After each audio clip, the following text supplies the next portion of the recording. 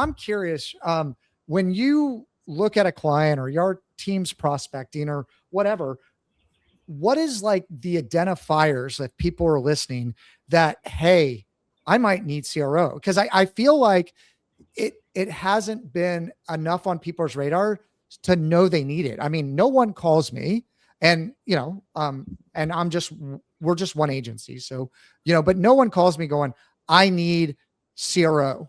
Like, they might need it. It's very clear that they need it, but they're just like, I need more leads.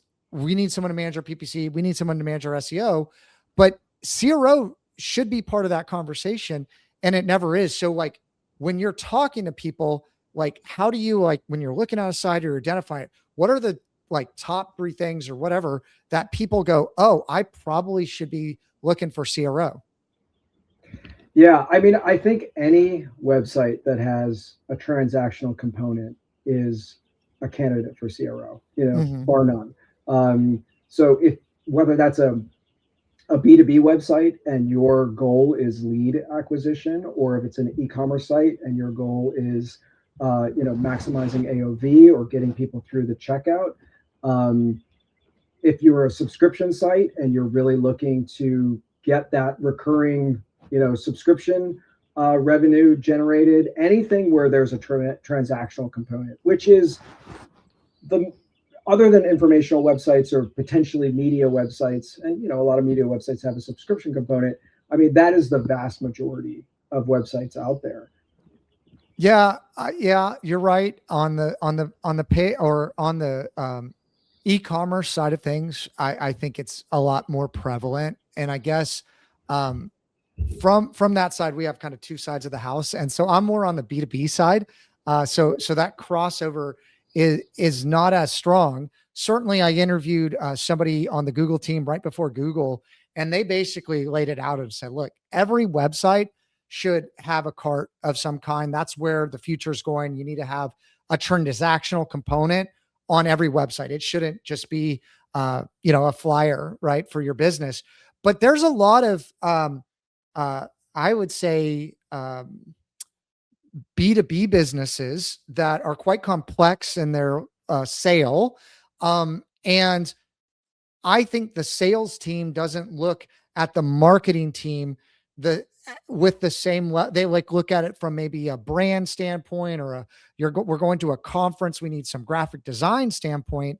Like, from a B2B standpoint, where would you categorize CRO? Like, how would those conversations happen?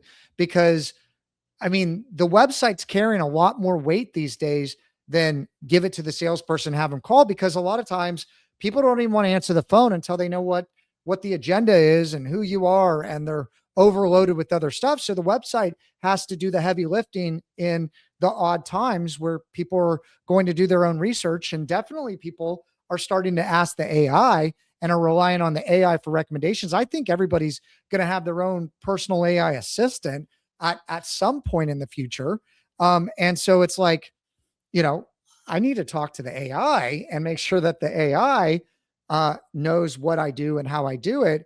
And then if someone's going to actually click on that, which is a high value click because it's recommended by the AI, like, I need to make it really easy for them to take some kind of action or get to the next step in the customer journey.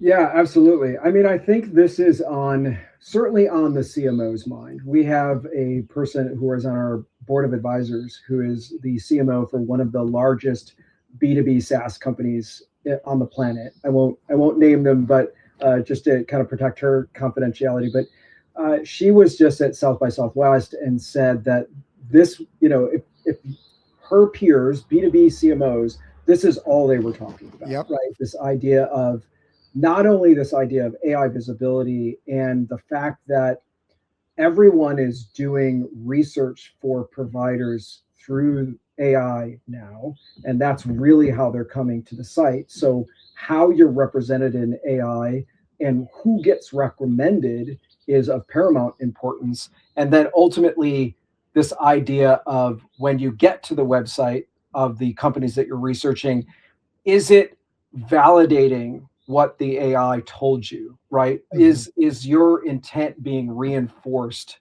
And then is it easy for the person to get answers and also easily get in touch with you? And so I think that if you're thinking about that customer journey, that is just so important, because an AI telling you, oh, well, here's the phone number of a sales associate at XYZ company, like that's not really happening, right? They're going to be sending you to that website, and you're armed with some information ahead of time. You already have a notion of what you want to accomplish, and the type of solution that you're looking for. And the job of that website is to really validate that and move you to the next stage.